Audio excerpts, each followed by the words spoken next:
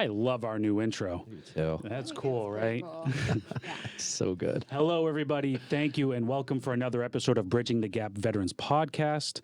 I am your host, Andrew Nicastro, chief streamographer here at Streamography Studios, but more importantly, family member to many veterans, my brother Dave, my Hello. uncles, my grandparents. So lived a life as a civilian family member. So jumping into it, I want to get into our mission. So Bridging the Gap Veterans Podcast, our mission is to bridge the gap between civilians, family members, and veterans.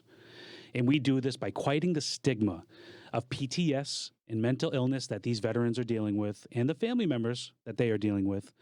And we do this through relationships, storytelling, and education. So talking about education, I want to bring up our typical calls to action. So our friend, Mr. Boga, thank you, sir. So here is a nice list that Dave and Vee put together for us. That's the very important list. And as you can see, the top one is if you ever want to contact us, Bridging the Gap email is right there. It's a mouthful to say, so you can just read it. Bridging the Gap Vets Podcast at gmail.com. Very important, that Vets crisis line, whatever the crisis is to you.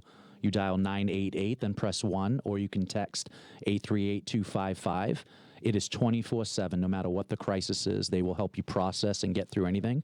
Vee is going to talk about the Lowell Vet Center. Yeah, the Lowell Vet Center is a peer outreach counseling center where veterans can connect with different counselors, group therapies, therapists.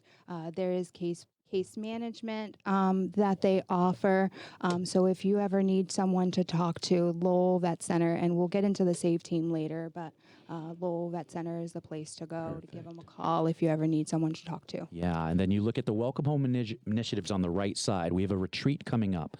If you're a veteran, woman or man, doesn't matter if you've been to war or not, and you want to go to an unbelievable retreat, it is a scholarship. You get to come to a beautiful retreat center in upstate New York. And you, as you come in, you just see the mountains and the greenery and everything. It's October 30th and November 1st. You can go to ctkcenter.org to register, or call that number, or email us, and I will put you on that retreat. I am going to be there. Paul Abney, who is on this show, is going to be there. A few other vets. It's going to be amazing. Please come. It is beautiful. The food is amazing. The living conditions are awesome, and the retreat is amazing. So Welcome Home Initiative, WHI, we've been talking about it. The retreat is coming up. I'm excited. Yeah. And lastly, the SAVE team, the statewide advocacy for veterans empowerment program. It's another peer outreach support program that helps connect veterans with different types of benefits, different types of services and support for overall mental health well-being. And quick plug for the Gloucester Veteran Services, on Fridays, every Friday morning, you can go to a coffee social. So if you like coffee and you Free like donuts. free donuts, donuts, I've yeah. been myself, Dave, you've been. I have, yeah. And Vee, you host it at Cape Ann Veteran Services. Veteran Services, 12 Emerson Ave, every Friday morning, 8 to 10. Yep. And so that is Vee's office. And so bringing it back to Vee, this episode is all about Vee. So you can take It that away, is? Mr. Boga. boy. Uh-oh. This is about Vee, so I love this. Vet Podcast number 8. We've been here 8 months, and today we get to learn about our very own Vee. Amazing. It is great. So I have questions, and she's going to get into stories. You're going to get to see pictures of Vee. This is fun. What do you think, For Vee? How do you you. feel? How do you It's fun feel? for you. I've been across the table on this one, testimony I day. feel like I'm in the hot seat here. You are. Yeah. This is great. Oh, so Vee, let's get to know her in her younger years. Vee, you were younger. You chose a career in the military. Why? I don't know. No, so in my younger years, I was originally born in Puerto Rico. I was raised in Camden, New Jersey. So if you don't know where Camden is, just Google it. I can promise you it's going to be the number one search that will pop right up, Really? and you'll get it. But it's a bad area, bad city, but there's a lot of strong resiliency that comes out of Camden, New Jersey as well. It definitely helped shape me into who I became. It definitely was a reason as to why I joined the service. I felt as if didn't have much to offer me in particular, and I wanted an out. I wanted to see life. I wanted to experience a different culture, and the military was one of it. One of the ways out of there. I didn't have a lot of relatives that were in the service. I had an aunt and an uncle, and that's all that I know of. One was in the Army as a chaplain, and one was in the Air Force. And although I was close with them, they didn't really influence me as much as I thought they would have. I hate to say that. I shouldn't say that on They this took podcast, full but offense. They just called in. Did you try school? Did you try work? I did. Yeah. I tried both. I used to work. So I actually grew up. My aunt owned her own flower shop, so I grew up in the flower shop. They're called a horticulturist. Is that what that's called? I was just a florist. Horticulturist deals with plants. Okay. Yeah. They deal with the nurseries and all that Wow. stuff, and I dealt with the actual flower Okay. arranging, which kind of does come into play after my time in service because I did pursue that career after I got out, which is kind of weirdo, but yeah. So I did try work, and it was great, but it was just wasn't enough. I felt as if I needed more purpose, more substance to my life, Okay. and I felt I just felt I needed to do more. So did you go and see the recruiter? No. Did this? How did so this I all made play his out? life so easy. He called my phone. You know how we used to Oh, yeah. have the Cold regular call. house. Oh, yeah. We had Oh, yeah. regular house phones by then. Uh-huh. For the kids who don't know, this is not how you answer a phone. This was It's how off you a answer wall, a phone. kids. It's off a wall. It's off a wall, right? It has a cord like this. They have no idea. No clue. idea. No, he called the house one day and said, "Hey, I'm looking for such and such," because they have a roster. yeah. They have a list of everyone who's 18 or 17 or about to turn of age. And he just called and he said, "Have you ever thought of the military?" And I said, "You know what? I have. I have." Best news ever. We drove by Fort Dix all the time. I used to see the tanks and the 5 tons driving down the hallway all the time. And I'm like, wow, that's so cool. I wish I was one of those guys. And when he called, I said, "You know what? I can be one of those guys. I can." And what do you think was your draw?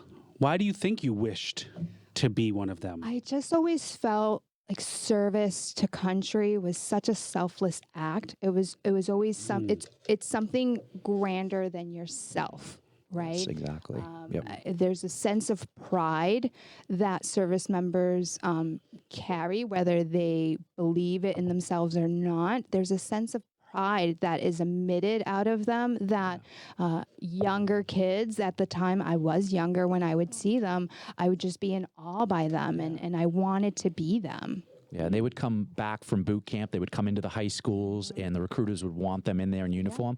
I would see them in uniform, V would, and we would want to aspire to be like them. Yeah. I want to wear a We had uniform. a recruiting station, believe it or not. We actually had a recruiting station in Camden. So we drove over the recruiting station.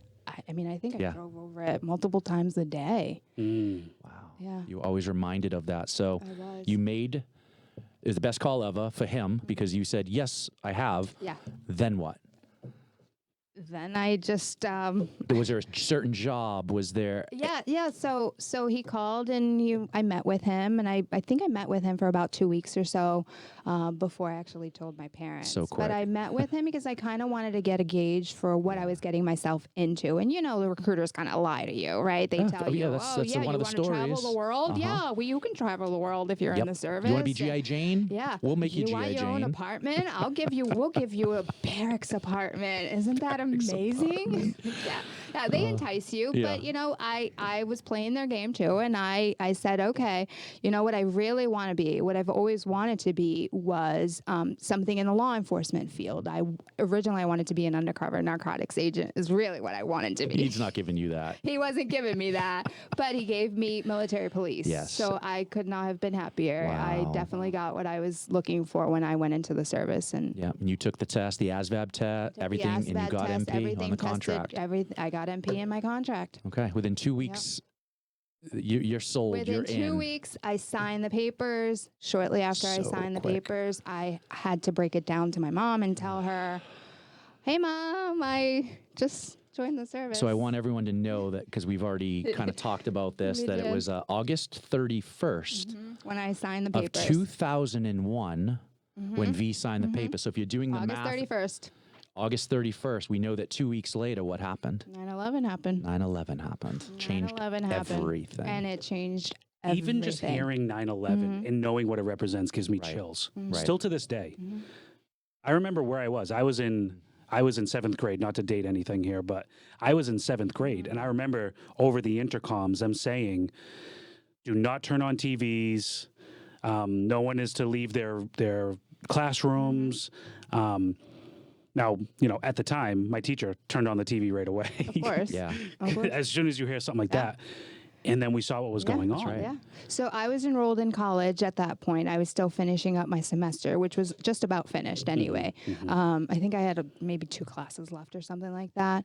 But I was in bed because I didn't have a class that morning. My dad called me because at this point I had already broken Parents the news know. to my parents, Okay. and I told my dad. And my dad had said, "You should turn on the TV. You really need to see what's happening." And I turned it on, and I instantly knew that my life was going to change forever. Forever. What's that feeling like? That piece right there. I know my life It's instantly scary. changed. It's scary. because I'm of not going to 9/11. lie. I'll be completely, transparent here. I was scared. I didn't know war. I mean, I was alive in the 90s. Obviously, I was born in the 80s, so I knew Right. Gulf War. I knew Desert Storm.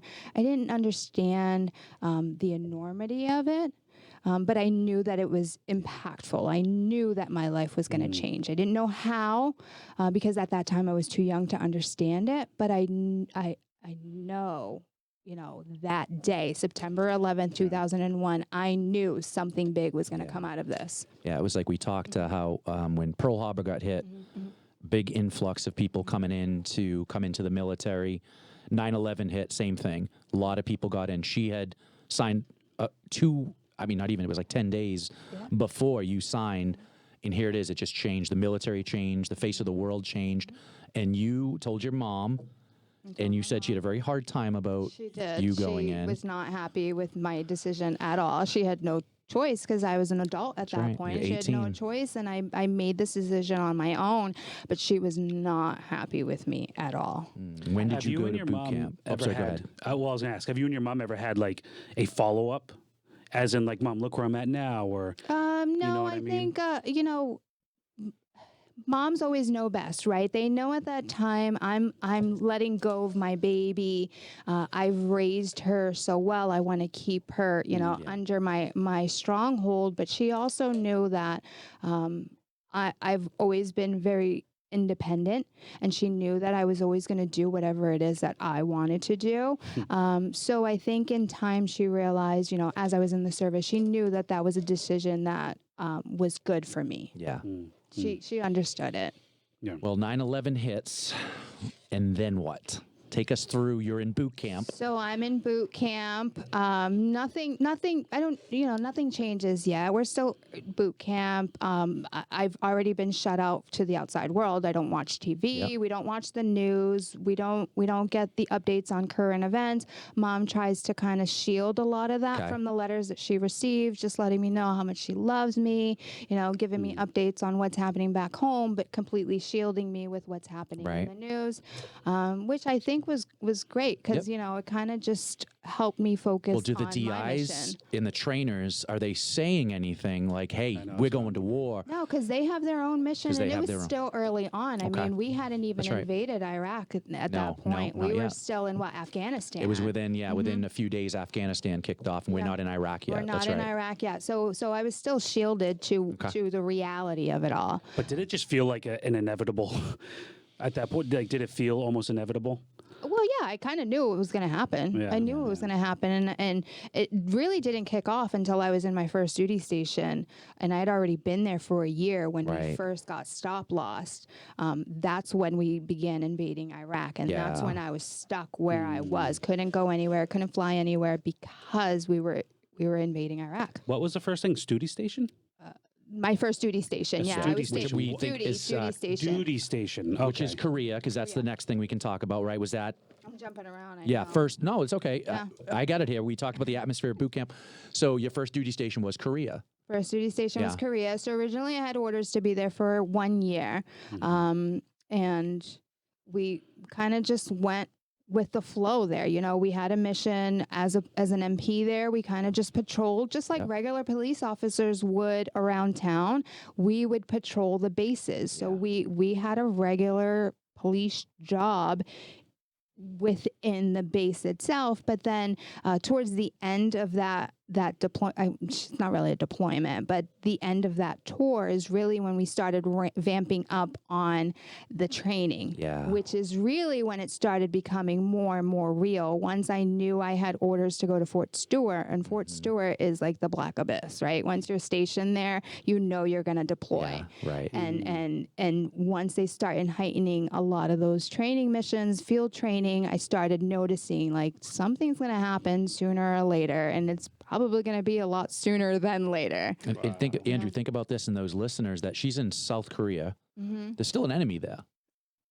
Yeah. It's North Korea. And I know, like, North so. Korea, but I was a little further down south, so that wasn't. Right, no one was really concerned about that, but still, there's a North Korea. Yeah. We'll let the DMZ deal. That's with right, and there's the DMZ and everything like that. So, but Iraq is in everyone's mind, right? It's the training and people knowing it's leaning towards that way. So she said she got stop loss, which tell everyone, what does that mean? So that's when there's absolutely no movement in the service. So wherever you are stuck there until the military decides you can go elsewhere. Right. In my case, I was stop loss for an additional 3 months. So most people have 12-month tours in Korea or wherever they're going.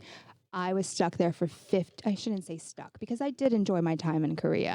Yeah. But It I wasn't was there Europe. You weren't in Italy. Like, if you just got stuck in Korea. Well. It's okay to say it. I was stuck in Korea. And like she said, stop loss is a real thing. It's a real thing. And You as a civilian, Yeah. I can feel the magnitude of all military personnel globally for the United States are stopped. So I got stopped I was supposed to get out. I was going to be discharged, and I got stop loss for 1 year. During the same time? Same time. Yeah. Yeah, as you. As soon Wow. as 9/11 happened, I was being discharged. Soon after, I got stop lost, and I had to go on deployment. So it happens for all of us. We can't move. You can't even get out anymore. And I got You're orders. just That's stuck. right. You're frozen in time. Yeah. Yeah. So a lot of us had experienced that because of what had happened in the 2 wars they were ramping up to do. Yeah. Yeah. So, you know, when the stop loss was finally lifted, I completed my orders to go to Fort Stewart, which the unit that I was assigned to was actively deployed to Afghanistan at the time. Okay. So they were already towards the end of their deployment when I came to Fort Stewart. So Okay. I was in Fort Stewart for about a month or so before they actually came back from the deployment. It didn't make sense for them to Right. send me over there because they were already towards the end of theirs. Yeah. So here we have some pictures because we're getting into some boy. stories So of bear V with and some me. I'm scared. Iraq. I'm gonna click a button here. Andrew's in charge of the button, not me. Oh, There you're we showing go. Iraq? You didn't even show Korea first? Well, that was the first one. Well, explain it. We don't even know what we're Yeah. looking at That here. was the first one on my list. No, this one is, this was, I believe it's actually right before we went into Iraq. So when I deployed to Iraq was early 2003. And this was in Kuwait. So, Okay, so we're in Kuwait. So All for Let me right. those see if I zoom in. Can I do that? Yeah, can you- find no, V? don't zoom in too I much. want. Does anyone want to That's as find fast her? as I could get. Anyone watching? Don't zoom in, please. Can't Can zoom you in point anymore. yourself Thank out? Well, you goodness. don't have to like physically point, but can you tell us where you are? Look down the bottom. I see you. row. I found her. Yeah. This is so good. Young V. All right, let me come back. All right, so Let me that's click this Kuwait. button. She's There going we to tell you go. about every picture. Let This me is go great. I love picture next. time. Oh, this is Here, picture time. So I'll this go was my squad in So I'll in go full Iraq. with it just because it was over. Okay, you're on a tank. This is Obviously, yeah, that's this a is my big, squad. big This is tank. part of my squad because it was broken up and changed around a little bit. Yep. That's a great picture. Great picture. Oh boy. Oof, I love And it. this was in Iraq also. This was just on Yeah. the side of the road. We just decided to pull over and do some weapons training. So just think about that, everyone listening. In Iraq, in a war zone, and we just are on the side of the road. Yeah. That's not safe. It's not safe. That's, We should not have done that. But either way, sometimes it happens. See Sometimes how there's it happens. a mound in the background? Yes. We just thought that's great target practice. Sure. So we took advantage And started doing no some matter where they training. go, whether you're moving or stopping, none of it's safe. That's the point. Is it's not a base. They're outside of a base. And when you're in war zones going around, nothing's safe, no matter where you are. Sometimes you have to stop. You know what I mean? And you're right. A mound is great target practice. Just start shooting at it. Yeah. Right? I don't know what's on the So other good. side, but Love it. that was a rooftop, one of the OPs. You wearing a beanie on your head? Is that a black beanie? That's a baklava. Baklava? Okay. Baklava. It The dust gets storms. cold at night. Oh, yeah. You It's a know desert. how it is. It's a desert, Yeah, it's yep. a desert. It's Yep. 120 something degrees in the daytime, and it's 80 at night. I know, Probably. but it feels cold with the wind. And Freezing. sometimes it's dust No, storm, I'd so the say it was about baklava comes in 60. handy. Yeah, it's freezing. What is happening here? So when we were stationed in Iraq, so I was not in an actual base. We were in a small fob, which happened to be a police station. And Forward so, operating base, Andrew, FOB. So I thought this of like was, fob, like is like a Key thing to fob. get into like a key building. fob. That's literally what I thought you were talking about. That's so good. That's why I didn't even ask. I was So like, you oh, were I in know a this one. police? Yeah. So this was a police station, and I saw an empty wall, and I am an artist, and I just decided, can somebody get me some paint? Can You some of did these that? Iraqis get me some paint? I'll You spruce painted up that this wall. That's I amazing. painted that wall, and you know what? Oh. I actually had a friend revisit there years and years later. They painted over it. That's not much of a friend. You're not friend with No, this not person, my are you? friend. My friend did not paint over Who it. painted over it? The Iraqis well, painted yeah, they can over do it. that. It's kind of their He building. just happened. He was curious to see if it was still there, and he checked out the building, and it was painted over. He said, "Yeah, Okay, well, that's not. If your friend did it, I was gonna be pretty angry at I him. painted that. I was again in Iraq. Why? Oh, I right, should have look given at you it. more. So more just look at the. variety. Can you explain what you're wearing to everybody and how it feels and the weight of it and everything? It's heavy. Yeah. So we had our sidearm. That's the 9mm that's on the side of my Yep. my thigh there. I'm carrying an M4, and it has a 203 launcher. Yes. So It's if you a don't know what that is, it's a grenade grenade launcher, launcher. yeah. It's a grenade launcher. Yes. So it just adds a little extra. Wait, do you need to weight. have grenades on you too? Come on. So you need to So carry the if you- ammunition. If you had an M4, you did have to Yes. carry. Yeah, if Okay. you had that. And then my vest itself has the plates in the front and in the back, plus all of the ammo and grenades and everything not attached to light. it. It's not light. If you're carrying grenades, Grenades. and so if you get shot at, those could explode if they get hit. Sure. If you I if mean, you hit the if the grenade, person is aiming for a grenade, but I know what you're saying. If a bullet Yeah. hits one of them, it could go off. Yeah. Anything on your body. Yeah. Yeah. That's with anything. I mean, we have Yes. multiple magazine Yeah. packs attached to us. So Yeah. To be honest with you, her bullet bouncer is in the front on her chest. If she's going to get shot, that's where she wants it to go because that's Right. where she's protected the most. Right. And that's a very heavy plate that it's supposed to stop, hopefully, a 7.62 round, which the AK-47 is the enemy's weapon over there. My eyes are closed in that one. My eyes are always closed in all the pictures. Feliciano is the last name now. Feliciano. Feliciano. Okay. So I told Dave this story off camera, but I'll tell the Yeah, world yeah. where V came from. Yeah, where did V come from? So my maiden name is Feliciano, and everyone used to call me Feliciano until I got my sergeant stripes, Mm-hmm. and everyone started saying Sergeant Feliciano, but then that kind of became Too kind long. of a tongue twister. It's 4 syllables. Sergeant Feliciano. Yeah, too much. Right. That's a lot. That's a lot for we us in the military. Yeah, it is. So we shortened it to Sergeant Fee. And then when I Yep. got out of the military, that's my husband there. He was Yep. still in. So I still remained in the surrounding area. So I was still in contact with a lot of my friends, a lot of the soldiers that I worked alongside.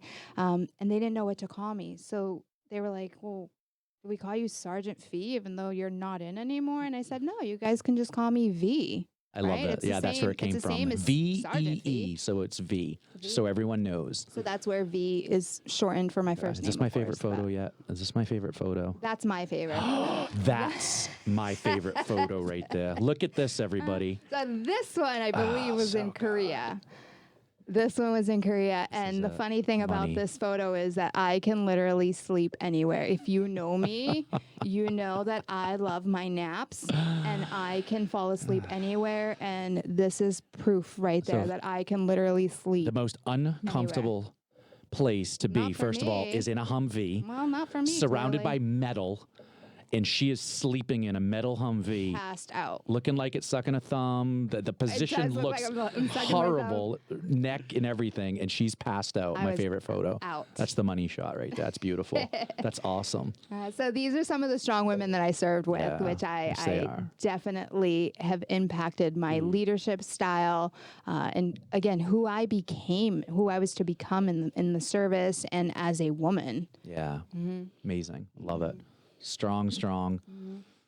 And this is See, we should have flipped these. This is 'Cause that's in Korea? This Okay. was Korea. So this is a Katusa. And for our viewers who don't know, for anybody who doesn't know who's ever been stationed in Korea, the men in Korea have to serve military. I believe it's a minimum Okay. of 2 years. Yep. From the age of 18 to 28, mandatory. They have to to get it in. serve. And they're Okay. called Katusas. So this was a Katusa. South Korean. South Korean, Korean. yep. They're South Korean soldiers. They kind of So work there's camaraderie. alongside. Yeah, they there's work camaraderie. alongside with us. They're in our squads. They're in our platoons. They work with us. It's amazing. Mm-hmm. Okay, that's good to know. I think that was actually the end of it. Okay. Yeah, so start it over. All right. So I'm just going to That's great. and come back. So actually, you mentioned how those women shaped you. Mm-hmm. So how would you describe V going into the military, but then what were you shaped into? How would you describe that person? So again, I've always been pretty independent. My mom has always been a very strong woman. She's always been a working woman. So I definitely give her a lot of accolades in helping raise me. And my grandmother also helped raise me. And they've always been very strong-minded women. But the women in those photos, those are the first women service members that I worked alongside with. One of them is Sergeant Shirley Butts, and she was the woman in the middle there. I'm still friends with her on Facebook. She's amazing, but there was something about her when I first met her that I kind of gravitated to. Her leadership style. She was very welcoming. She wasn't one of those women who tried too hard to kind of get your attention or Right. to get you to listen to her. She was just who she was, and Best kind of leader. Yeah, that's right. she was just who she was. She was I believe she had children at the time as well, and I don't know, she was just very nurturing, and I kind of gravitated to that because it kind of resonated with who I am. Right, I'm not an aggressive person, so why would I be something that I'm not? Right. You know, Right. so I definitely gravitated to her leadership style. And then the other woman, oh my God, I'm blanking on her last name. Her name's Stacy. I'm sure it'll hit you, but It will hit me afterwards. Yeah, but It's last names are very important in the military. It is, Usually, 'cause that's what we go that's by. what Is we what we go know. by. Sometimes we don't know the first names of everybody. Mostly, it's the last it's names. her. Well, I know her first name. Right. For some That's what you. reason. She kind Yeah. of flipped it and just Yeah, got the I name. did. So you I get to did. Fort Stewart, Yeah. and you are now. You know you have a mission. You're being deployed, and you're going overseas. So not quite. Not yet. So we get to Fort Stewart. My unit is already deployed. So it's kind of in limbo. I kind of felt a little useless in the beginning because I wanted to deploy. Right. I wanted to be with the rest of the unit. I didn't want to be stateside.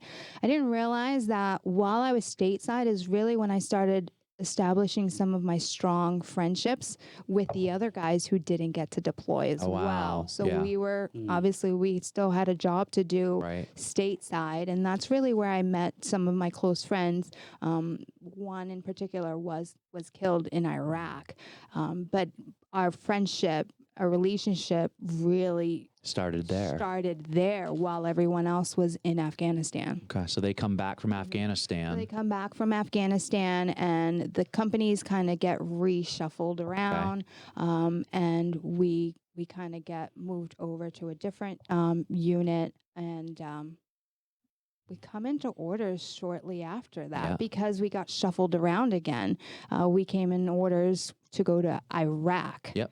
So some of those guys who had just came back They're from going to Afghanistan, they're Iraq. now going to Iraq. Yeah, Imagine that. yeah.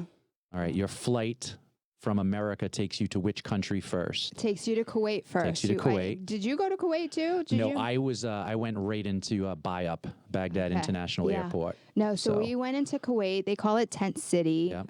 There was some field exercises that we did there, some field training that we did, and I think we were there for about a month or so. Yep. And then we drove into Iraq. Okay. So here we Okay. are, a convoy of however many, Humvees Okay. and up armored, trucks that we had, convoying into Iraq. They're entering the war zone. We're entering the war zone. It's have real. no idea what to expect aside from what they've taught us when we were in Kuwait for those couple weeks. Where are you in this convoy? I'd say somewhere in the middle, maybe. And where are you in the Humvee?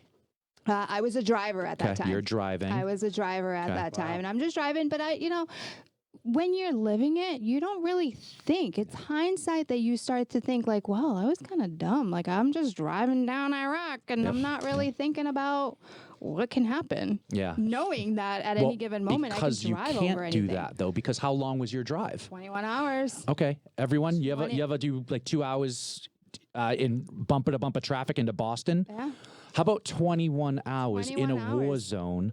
21 hours is what I remember. You It can't could be flipped definitely be on more than that. thinking what can happen because you can't function that Now way. you know why I can sleep in Humvees, right? It's true. It's so true. And you were you full gear? Oh yeah. Yeah, you have to because you don't You're in know a war when you're zone. going to get That's right. attacked. Oh, I yeah. can't Yeah, imagine you Actually, any more. bit of that You is actually have comfortable. more gear. More because yes. roadside bombs are a threat. So we're driving into a war zone and Yeah. we have to be vigilant of wires and trash bags on the side of the road and anybody that can kind of be off in the distance that can just, blow an RPG at you. So you are fully geared. That's right. And they have go bags and packs if that happens to live out there a little bit longer than than you could. Yeah. In America, litter is everywhere. When you first got back, did you ever get kind of like, what's that on the road as you're driving around? I get triggered all the time on the road. I Yeah. still to this day get triggered. I do not like when cars are riding too close to me. So everyone makes fun of me because I have a lead foot, but I have a lead foot because I don't like cars There's reasons around you me. have a lead foot. Yeah. That's because of the way we were trained and what we've been I do exposed not to. like Always said I drive vehicles like a close to me. granny. He always says that. Everyone in the family does compared to me. No, driving gives me some crazy anxiety. Wow. 21 hours. A lot of the times we were attacked, it was while we were in a Humvee. Right. So, reasonably so. I said this to V when we met the other day that as a Marine, we were very segregated and separated from females in the military. And we hear there's no women in combat. And I'm in Baghdad in my low profile vehicle and there's a Humvee next to me, an Army Humvee. And I look up and there's a woman behind a machine gun. That's the first time I know this was V. No, I'm not physically, this wasn't V. What I'm Not saying me, was not me, but- that was the first time I saw a woman in combat.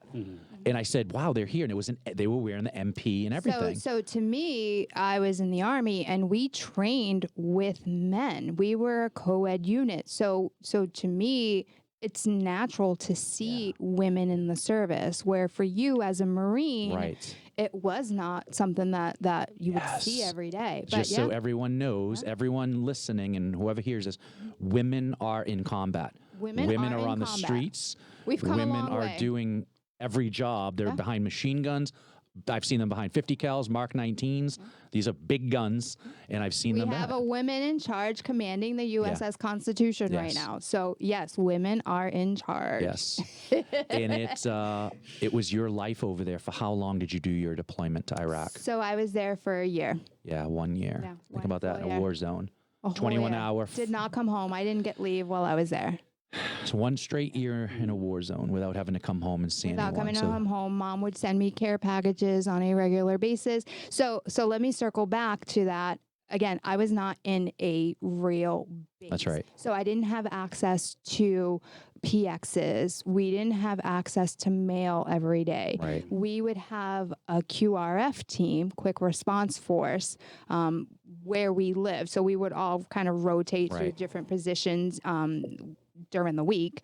And the QRF team would take their run over to the nearest base, pick up the Yes. mail. That's when you got the chance to use the phones for an hour or two, or Right. use email, pick up any groceries anybody needed, or anything from the PX that anybody needed. So my care packages usually came from home.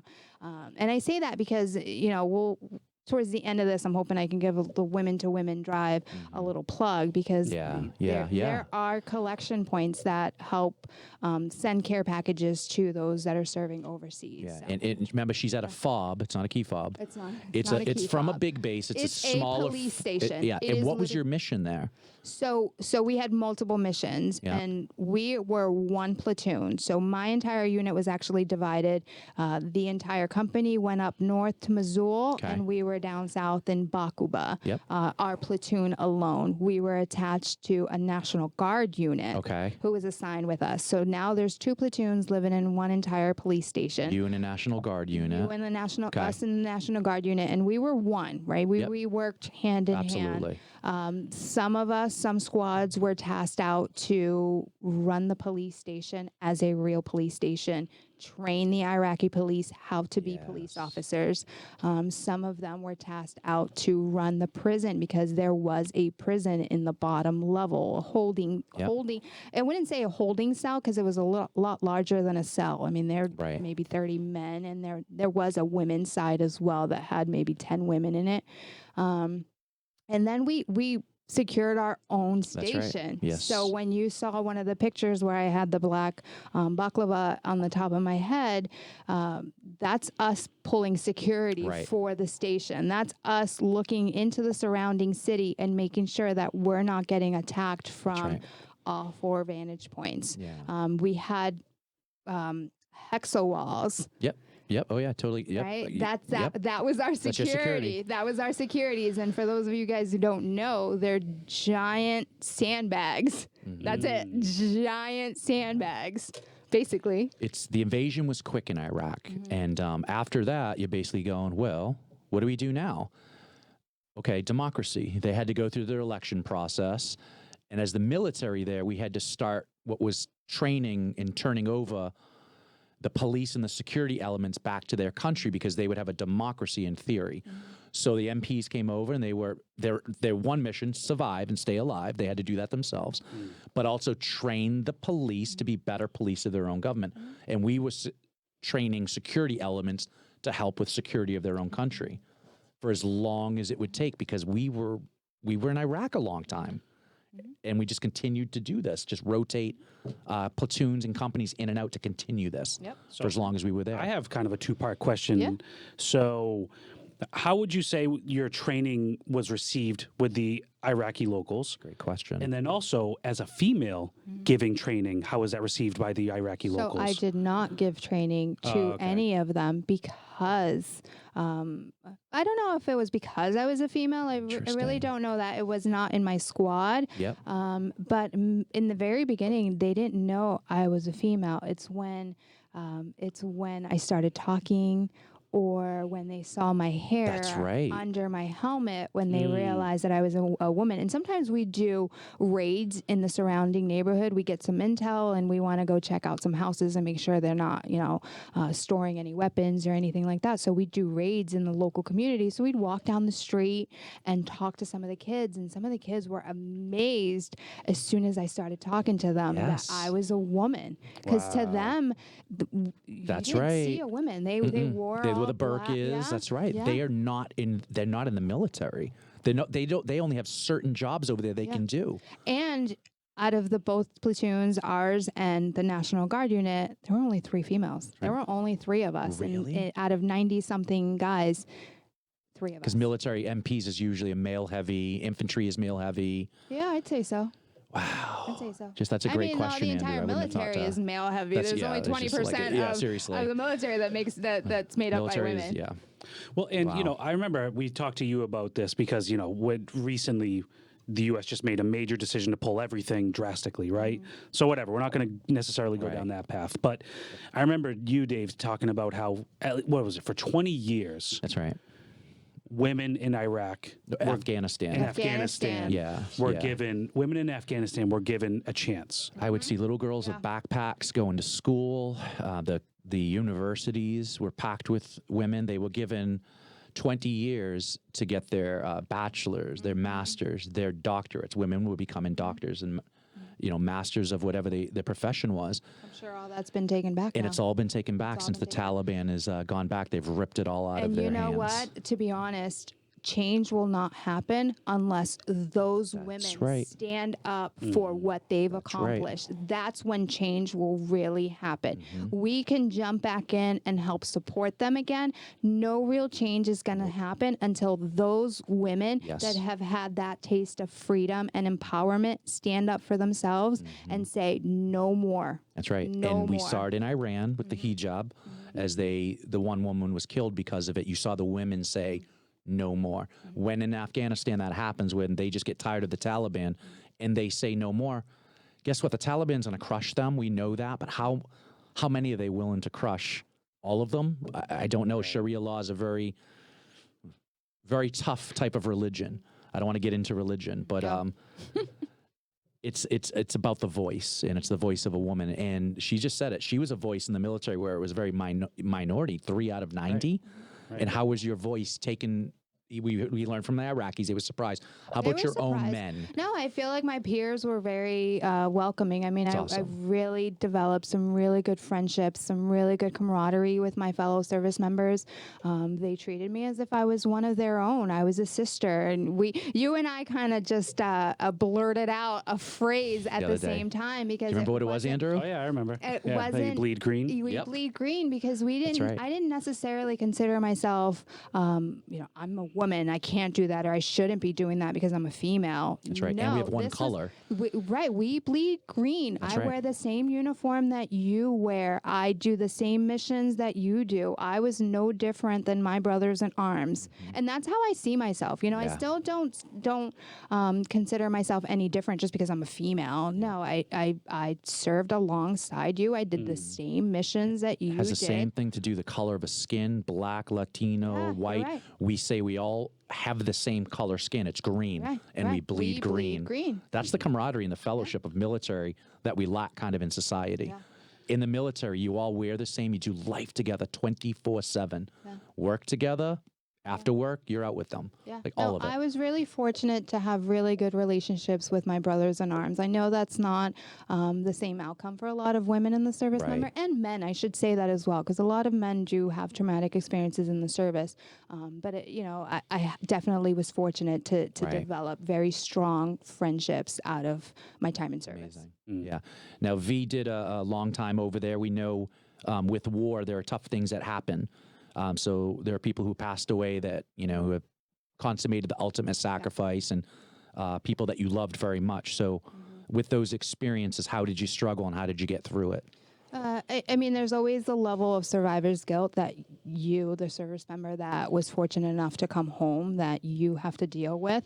When that survivor's guilt is directly because of something you felt could have changed the outcome, it's definitely a lot more heightened. It's a different sensation that you feel when you're still alive and breathing and still fortunate enough to be surrounded by your family and your loved ones, and they are not. And you feel as if, what I have done something differently. Could they should be here. That's right. And one of them, which is amazing, was that when she came back, you had gotten out of the military, you cleared, and the person that took over your team lead spot or squad had passed away over there. Now you can't help but say, if I had went back. Right. So, I lost a lot of friends. I had a lot of friends that were injured, and all that. And, my friend who was killed in Iraq, I was really heartbroken when he was killed, because I was still in Iraq. He was with the other unit, and I was not able to go to his services or anything like that. But the team leader who replaced me when we had orders to go to Afghanistan, that one really, really triggered me, because I trained with the unit as if I was deploying. Right. even to the 11th hour, I was still training, knowing that at any given moment, I can either be stop lost and have to stay in the service, or I can get orders and clear.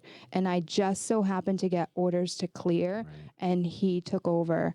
And, you know, a lot of the training that we do, you sometimes think, am I doing this training like for nothing? Like, how is this training ever going to be helpful when we're in combat? And part of my survivor's guilt was that the way he passed was a way that we trained to get out of. Right. So his truck had hit an IED or was hit or something like that. And we all kind of trained at one point to pull each other out of the vehicle. If our vehicles flipped over, if we were stuck or something like that, we all trained to carry one another out. I trained pulling you out, even if you were 100 pounds heavier than I was. And you trained pulling me out. And I kind of felt guilty because I didn't know if that's what happened. I didn't know if the reason why he didn't make it out was because they couldn't carry him out. I didn't know that. You know, I'm home now. I'm not in the service, and you always wonder, like, well, what if? Right. And you know, I expressed that to a really dear friend of mine who was still in at the time, and he said, you know what? You can't make this about yourself. You're being a little selfish right now. Don't make it about yourself. This is his legacy. This is how he will be remembered. And although that sounds a little harsh to say, when you really think about that and what that truly means, this is his legacy. That's right. He will forever be known as someone who was killed in action. He's a hero. He's a hero. To his family, and to everyone. I was being selfish by making it about me and taking that away from him. He is a hero. I like, we talked about that a little bit, because those of us who lost people overseas, we do feel that survivor's guilt. And for veterans, you know, going through that and processing that, you have every right to hurt and be sad and process. We just don't want to be stuck there. Some of us can get stuck. I was stuck for a while. And what Vee just said, the friend said, you know, you can't take that from them. Like, you can't be stuck with that. That's their legacy. They're a hero. They consummated the sacrifice in a war zone. So let's process through this. Don't stay stuck there. And I like that. I really liked that when you said that the other day. It was really awesome. But Good piece of advice. That's the greatest advice I was ever good. given. And that's when I started seeing things in a different light. He was right. I should not have made it about myself. I should have definitely thought of what his family is going through now. What his fellow teammates are experiencing, what the entire platoon is experiencing right now. I wasn't even there. These guys are the ones that are really, they need the support right now. Right. Absolutely agree.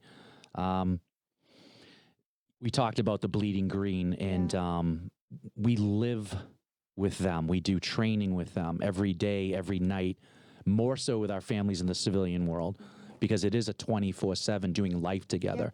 So we want civilians and people to understand it is a family that's 24/7. We don't see color. We don't see gender. We shouldn't. And we all bleed green. I felt like that was one of the most important things. And when we come back into civilian world, do you feel that was a struggle for you at first with friends of the old life? It's really hard to find commonalities with your high school friends, right? So your priorities have shifted, right? Where at one point in time you used to want to stay up with the latest fads and watch the reality shows and what music videos are the coolest. You know, at some point in life that shifted while you're in the service, and your priorities changed. It's more survival, right? It's more thinking about others and their needs as opposed to my own selfish needs. And when I first got back home, you know, I had some amazing best friends. They would always write to me while I was in the service. We still maintained in contact, but when I came back home, it just wasn't the same. I just felt I felt like a fraud. I felt as if I had nothing in common with them anymore. And the reality of it all was that we really didn't have anything in common. While they're back home, their life continued on in this direction, and I'm overseas, and my life is like, it becomes mission mode. Is and it okay that it was changes. different?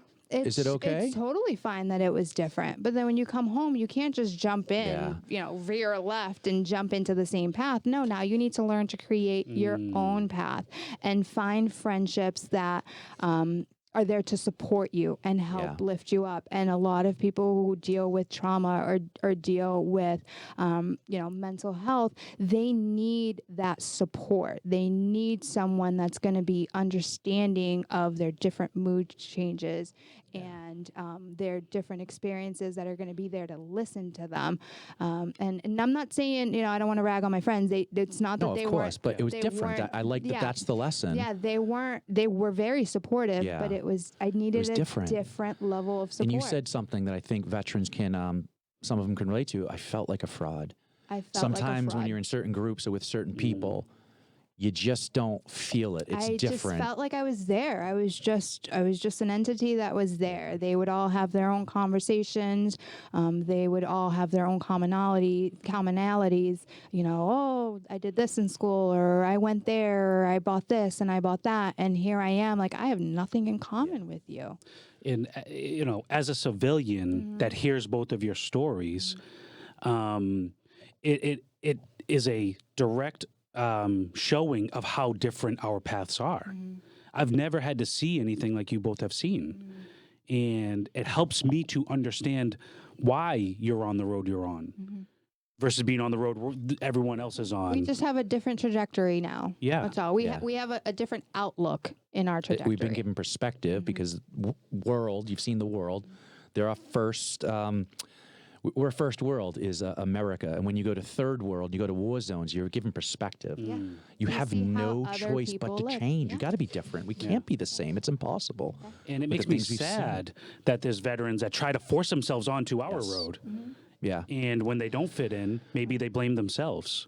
I mean, have you noticed that now as Cape Ann Veteran Services Director, that there are some veterans that try to force themselves to onto the road? It's not necessarily that they all try to force themselves onto that road. It's almost like they don't like this road.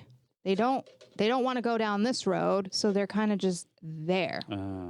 They're there, and they don't know how to cope with what's there. There it is right there. When they're triggered, or when the post-traumatic stress starts to hit them, or when the fraud or feeling different, when we're on edge, when we get defensive, emotional, when the storm, the hypervigilance happens. We don't know how to cope. We What don't do we know who to cope in? turn to. We don't, our friends aren't going to understand because they weren't there. And this is a common theme among a lot of veterans.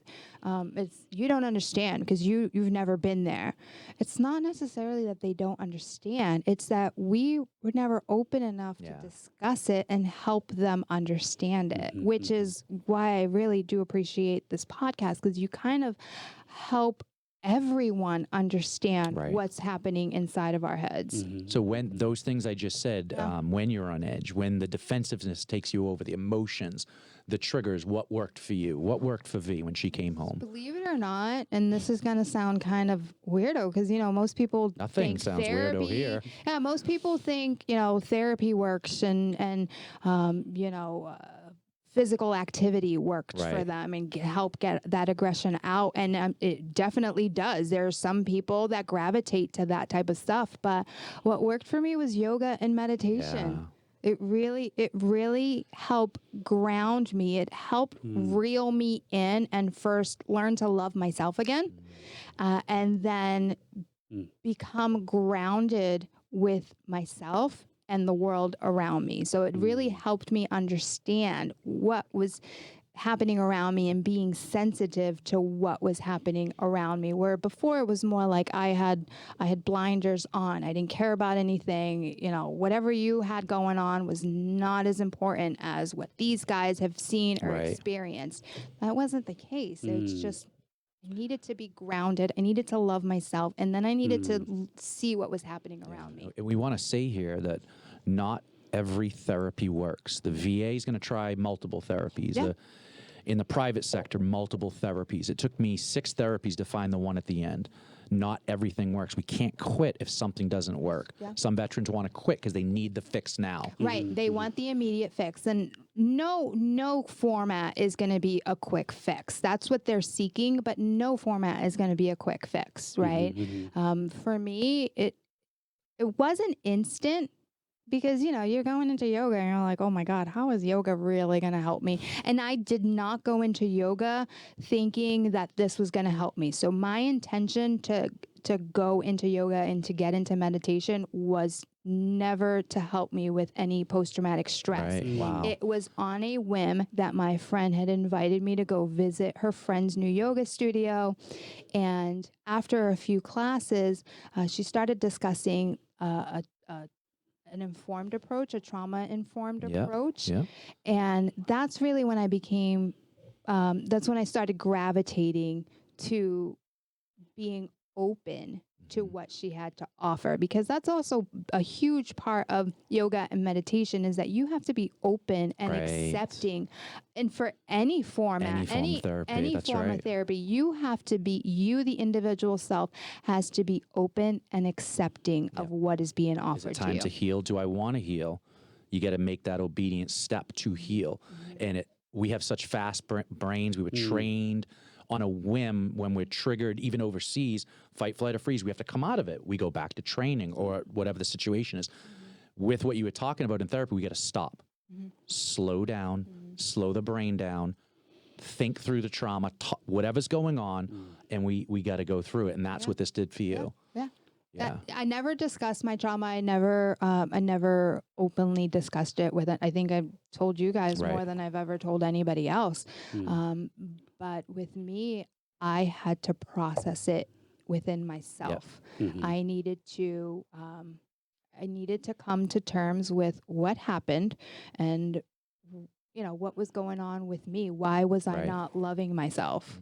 That's a good one right there. Why is the veteran not loving themselves? And that's what we can usually do. We're the hardest sometimes on ourselves. All the survivor's guilt, the addictions, the coping, everything, we're the toughest on ourselves. And just like any veteran out there, if you're struggling with suicide, it's not the answer. It's something here that we want you to come to us at this place, hit one of those centers you saw in the beginning.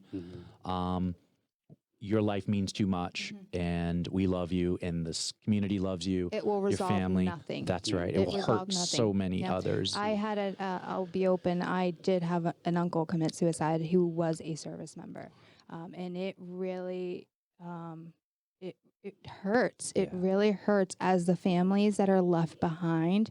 It really leaves an impact on us. Yes. Yes. View of women versus men. What would Vee say to this audience, the community, and all veterans out there and everybody, when they view a woman veteran and a male veteran? What would you like to say about how to view the two? I'm no different than you are.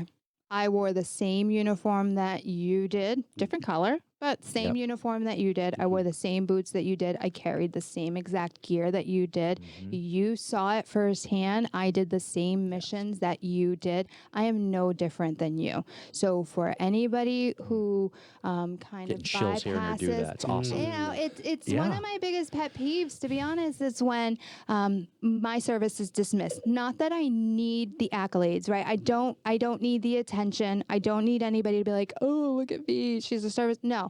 But if I'm standing in a group among men and you go to the men and you shake their hands and you thank them for their service and you completely bypass the female, especially in the military events, it just it eats me up. You deserve to be acknowledged. Women veteran, you deserve to be acknowledged. And that's what we're trying to expose you did the here. same work men did. You raised your right hand. You did it all, both really foreign and did. domestic. You went to war. Women have been serving since the Revolutionary War. In the same positions as men actively serve now. Yeah. They were cooks, they were nurses, they were seamstresses at that time as well. They were not recognized for their service until World War I believe, World War II. They did not receive any benefits until World War II. Wow. And now you've heard on this podcast, you've seen a woman veteran who's been to war because she just told you her story. And that was the point of this, was to expose it, put it out there. I've seen it, and letting everyone know there are women in combat and they're doing the same thing. Acknowledge them, thank them for their service. If you're a person or a man who struggles with that, oh, well, it's happening. The world's changing. That's a thing. They're in combat. They're doing the same job. So, are there any plugs you'd like to tell tell your audience? Anything coming up? So for everyone who's local, Pauline Bresnahan, my dear friend, she owns Pauline's Gifts on Essex Ave. You know Pauline. I'm familiar. Oh, yeah. You know yeah. Pauline. So Pauline loves to do a women-to-women drive. She's been going on 6 years now of doing this women-to-women drive where she collects essential items for women in the service. Amazing. I always tell the same story as when I was in Iraq. Obviously, we didn't have access to a PX, Right. and they only had one kind of soap and one kind of shampoo, two-in-one Pantene shampoo, which was awful for my hair. But my mom used to send me care packages, and I was always so excited when I get my good-smelling shampoo because, you know, I know. It's the little things over I there. know we're one and the same, but sometimes I want to smell like a girl Yeah, too. you know what? That's okay. Yeah, and that's It's the little okay. things over there that count. and I'm that's entitled. it. That's right. Little papaya extract in your hair, whatever you Yeah, need. right, whatever. So Pauline does these women-to-women drives. She works with, she partners up with Operation Troop Support. I don't know if you guys have ever heard of No, it's- Operation Troop Support, great. but that was established 20 years ago in the same format and the same reasoning as to why I became more involved in this. So Okay. Dick Moody had created Operation Troop Support because his daughter was in the service and he Wow. would send her care Great. packages.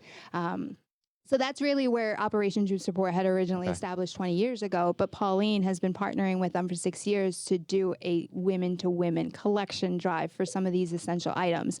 So we are starting the drive August 23rd through September 2nd. And some of the essential items that we're looking for are shampoos, feminine products, socks, underwear, sports bras, toothpaste, toothbrushes, things like that. Where would they bring it?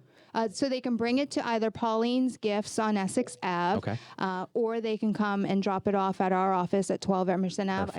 I am a drop-off collection, and good. our office has always been a collection drop-off point. If you cannot make it within that time frame, that's okay. We collect year-round. Collect it. Yeah. we just This is collect. awesome. Yeah, and what we'll do is we'll link to Pauline's. We'll find information and link to I'll it. send you the picture of Got it. Perfect. Yeah. Perfect. Yeah. Well, this is getting more intimate with Vee. It's been awesome. That's a lot. I kind of unloaded some Oh, stuff. do you I wasn't feel lighter? sure. Do you feel How's it feel? good? Does it feel I mean, therapy? I yeah, mean, shaking it somewhat. off? Yeah. I don't know why I feel lighter.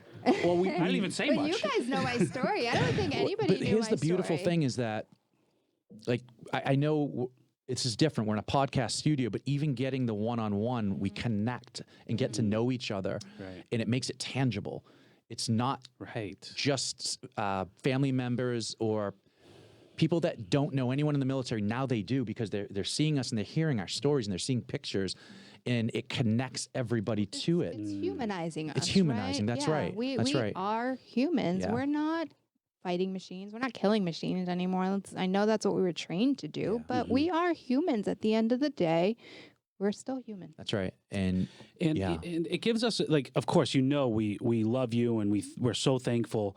And then also for your friend that had those very impactful comments about we're thankful for that veteran. That's right. And his wife, who's also a service member.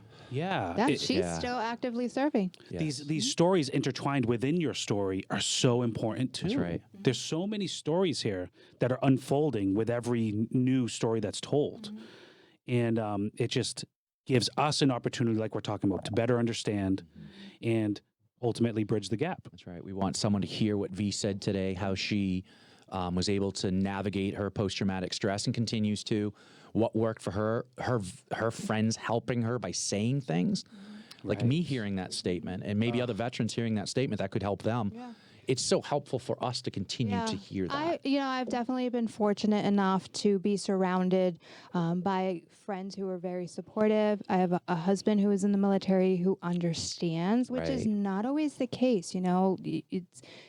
He has insight knowledge of Right. what could possibly be going on in my head and how to cope or help me cope with it. But we also live in a beautiful community that is very accepting of its military service. And I think that's a huge takeaway for me. I did not go back to Camden when I got out of the service. I moved to Gloucester, and I struggled with that in the beginning because I wasn't sure, how am I going to make new friends? I already have this detachment from the civilian world, and now I'm going to move into a new community. How am I going to make friends?